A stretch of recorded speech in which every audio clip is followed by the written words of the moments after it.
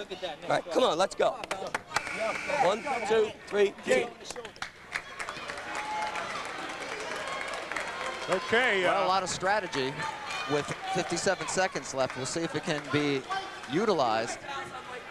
He's Brunswick trailing by a bucket. I think it's important to note that both Bennett and Kubiak are out of the game here. They did foul out. East Brunswick trying to figure out who they're matched up with. Boy, they're just, look at, they're taking 2 men again.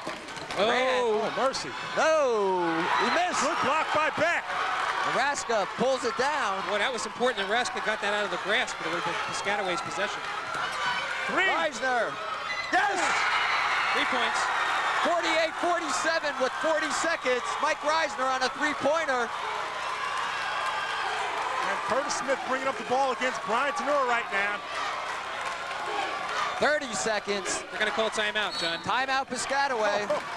Mike Reisner with 2 important three-pointers here in the last one to bring him into overtime, and then this one to take the lead. Well, it started with the block on the glass by Beck.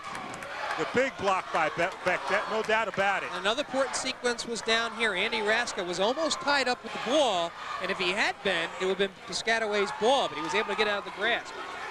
A lot going on in that 3 or 4 second period. Right. And I'll tell you, you got to remember, Piscataway, they don't have 2 of the big guns in the game, particularly Bennett's not in, and then Kubiak's not in.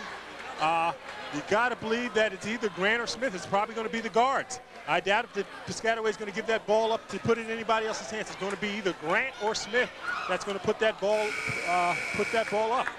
All right, 28 seconds remain. The Bears by 1, 48-47. This is overtime. We were tied at 42 during regulation. Thought this game was out of reach here. Piscataway, I believe, had 5-point lead at one juncture in the overtime. All right, into Grant.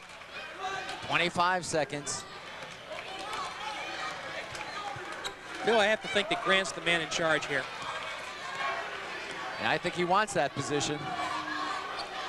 15 seconds. Smith down the lane, pulls it back out to Grant. It's going to be one of the 2 guards. They're not going to let anybody else shoot that. I can't believe they're waiting for one shot here. Trip by What are they calling? And they're calling Tenora on the foul. Well, he's going to have a one-on-one opportunity here. Official somehow lost his whistle. I'll tell you, 5 seconds left. And they will call timeout. Would Smith think about it, perhaps? Okay, Smith. No. You have to believe Smith is probably a good foul shooter because he's the best three-point shooter.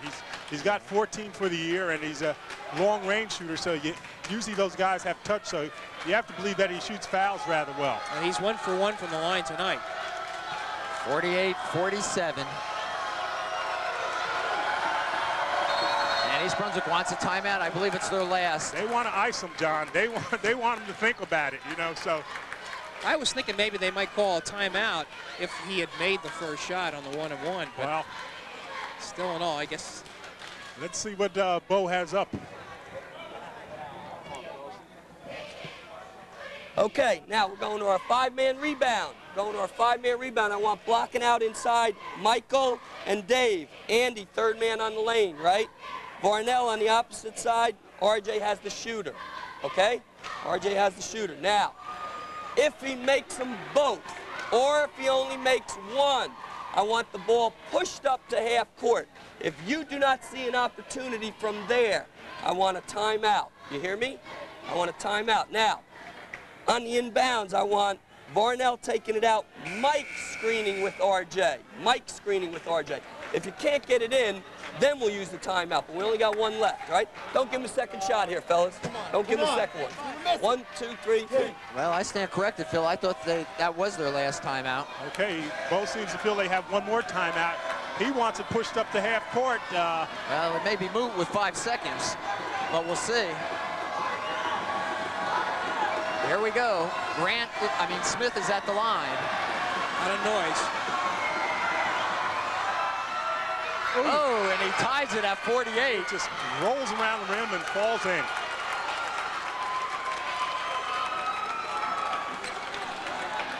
Piscataway guarding against the shot coming down this end if he makes it. And he puts him on top, 49-48. Here we go. This is what Bo was talking about. Half court, get it up, 4 seconds, 1 second, shot, Davis, yes! He does it! R.J. Davis wins the game, 51-48. I tell you, I'm sorry, 50-49. they brought it up. Bo Hiddens yelling, timeout, don't shoot, don't shoot. And R.J. puts it up and it goes down. I don't think they had any timeouts out, right, John? I didn't think they did. Bo Hiddens yelling, timeout, It wouldn't have mattered. Yeah, interesting. I'll tell you what, you wouldn't think R.J. Davis would take the shot, but I think Piscataway offered no resistance whatsoever, perhaps trying not to foul, but he had a good shot, he put it in, and that's the game. Well, the simple fact of the matter is R.J. was the last man that had touch of the ball. Varnell Johnson threw it in. R.J. was going up court. He had no choice but to put it up. I'll tell you what, you got to look at this game for what it is, what it means to East Brunswick. Instead of